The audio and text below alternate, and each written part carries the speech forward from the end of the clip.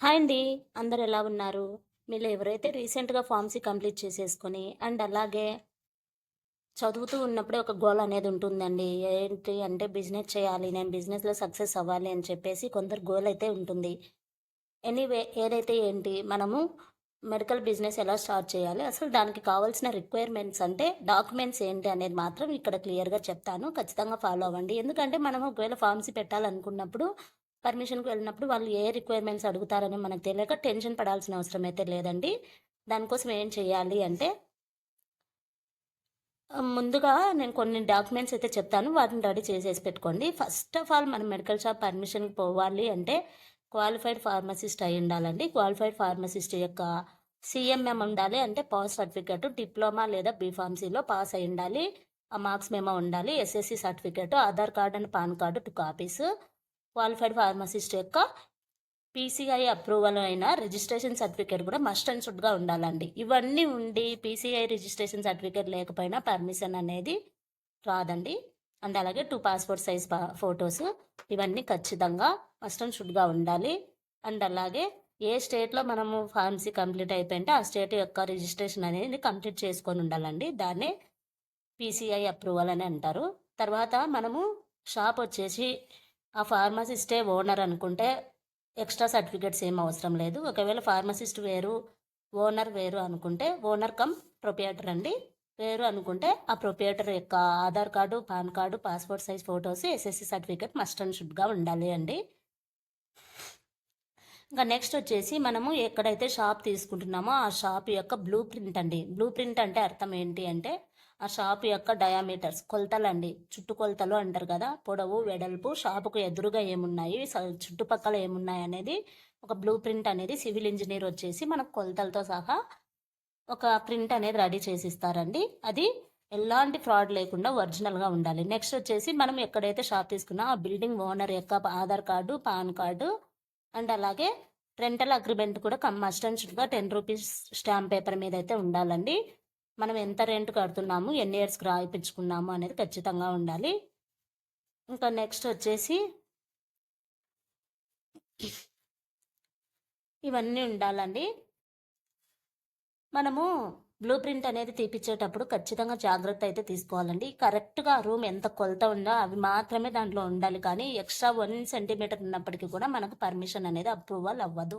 ఎందుకంటే అది ఫ్రాడ్ కిందకి వచ్చి పర్మిషన్ క్యాన్సిల్ అవ్వడమే కాకుండా లైఫ్ లాంగ్ మనకు మెడికల్ షాప్ పెట్టుకునే పర్మిషన్ అయితే రాదండి. సో, మనం బ్లూ ప్రింట్ తీయించేటప్పుడు చాలా జాగ్రత్తగా ఉండాలి. ఎందుకంటే వాళ్ళు మళ్ళీ మనకు జస్ట్ మనం అన్నీ ఇవి డాక్యుమెంట్స్ సబ్మిట్ చేసిన తర్వాత ఏం చేస్తారు అంటే, మళ్ళీ ఎంక్వైరీకి వచ్చి షాపుని చూసిన తర్వాతే ప్రాసెస్ అనేది మొదలు పెడతారండి. మనం సర్టిఫికేట్స్ అన్నీ సబ్మిట్ చేయగానే ప్రాసెస్ అనేది స్టార్ట్ చేయరు.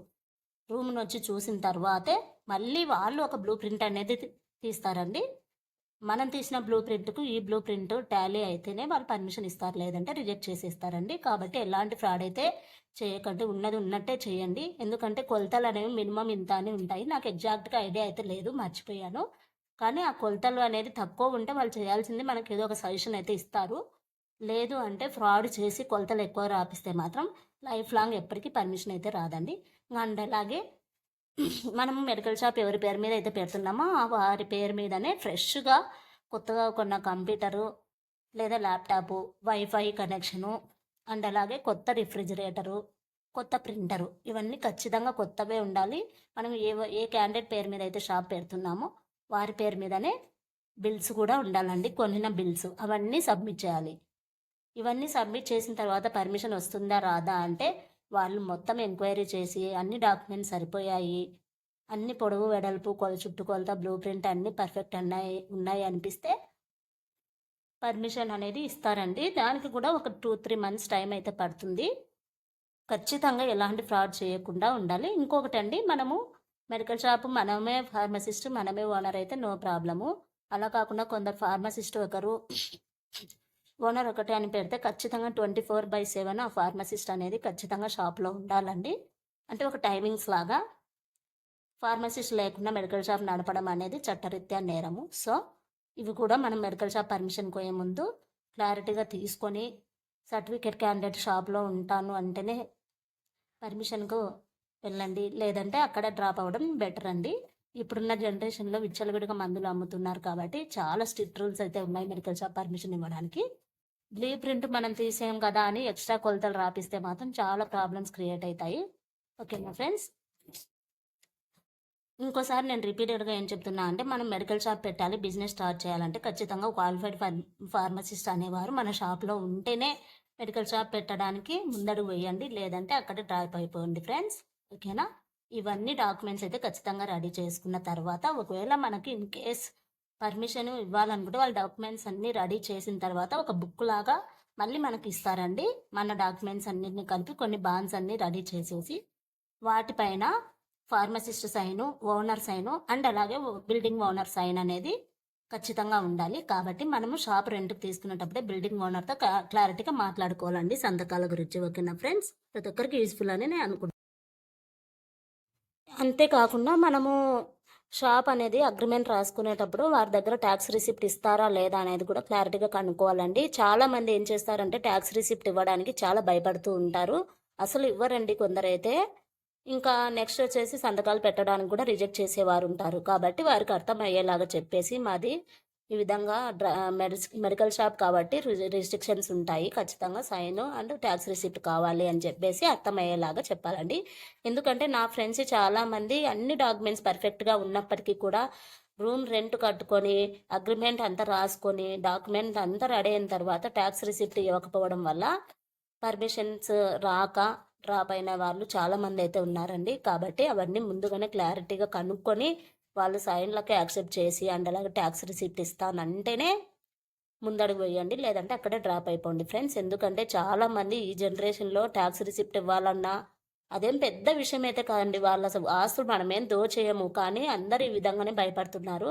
అది కూడా ఆఫ్టర్ ఆల్ మున్సిపల్ ట్యాక్స్ అండి. అది ఏంటి, మనం పన్ను కడుతున్నామా లేదా, మున్సిపాలిటీ కిందకు ఉందా లేదా అని జస్ట్ ఒక ఐడెంటిటీ అండి. అంతకుమించి వాళ్ళు ఏదో దాని గురించి ఎంక్వైరీ చేస్తారని భయపడి ఇవ్వడం లేదు. సో ఇవన్నీ మీరు చాలా జాగ్రత్తగా కనుక్కొని డీటెయిల్డ్గా వారికి ఎక్స్ప్లెయిన్ చేసి ఓకే నో ప్రాబ్లం అన్నప్పుడే మీరు పర్మిషన్కి అయితే ముందడుగు వేయండి. లేదంటే వాటిలో ఏదో ఒకటి మనకు రిమార్క్ వచ్చినా కూడా డ్రాప్ అయిపోవడమే బెటర్. ఎందుకంటే అన్ని డాక్యుమెంట్స్ పర్ఫెక్ట్గా ఉన్నప్పటికీ బిల్డింగ్ ఓనర్స్ దగ్గరకు వచ్చేసరికి మనము ఆగిపోవాల్సి వస్తుందండి. చాలామంది విషయంలో అయితే ఈ మ్యాటర్ అయితే జరిగింది. కాబట్టి నేను క్లియర్గా చెప్తున్నాను. ఈ డాక్యుమెంట్స్ అన్నీ రెడీగా ఉన్నప్పటికీ కూడా బిల్డింగ్ ఓనర్స్తో కూడా క్లియర్గా మాట్లాడుకొని ముందడుగైతే వేయండి. Pharmacy business is the very useful అండి. ఎందుకంటే మంచిగా ఉంటుంది, మంచి గెయిన్ అవ్వచ్చు. అంతేకాకుండా మనకు నాలెడ్జ్ అనేది ఇంప్రూవ్ అవుతుంది. చాలా మంచి ఐడియా అండి ఫార్మసీ బిజినెస్ స్టార్ట్ చేయడం అనేది. ఓకేనా ఫ్రెండ్స్? ఏదైనా డౌట్స్ ఉంటే నన్నైతే కామెంట్స్లో అడగొచ్చు. ఓకేనా? వీడియో నచ్చితే లైక్ చేయండి, కామెంట్ చేయండి, సబ్స్క్రైబ్ చేసుకోండి. మరిన్ని వీడియోస్ కోసము నా ఛానల్ని ఎప్పుడు ఫాలో అవుతూనే ఉండండి ఫ్రెండ్స్.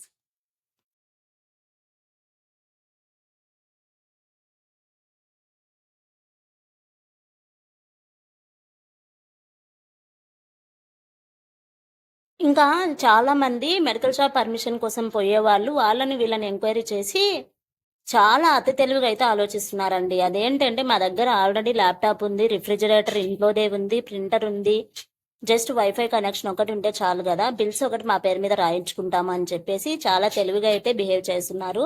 అవి ఏవి కూడా యాక్సెప్ట్ అవ్వవండి. మనం ఫ్రెష్గా కొన్న బిల్స్, ఫ్రెష్గా కొన్న సిస్టమ్స్ అయినా రెఫ్రిజిరేటర్ ఏవైనా కూడా అప్పటికప్పుడు కొన్నవే, విత్ ఇన్ 10 daysలో కొన్నవి మాత్రమే ఉండాలి. ఎందుకంటే ఇప్పుడు చాలా చోట్ల చాలా ఇన్సిడెంట్స్ అయితే జరుగుతున్నాయి కదా, మెడికల్ షాప్లలో బ్లాస్టింగ్ సంభవించడం అనేది అబ్జర్వ్ చేస్తూనే ఉన్నారు కదా.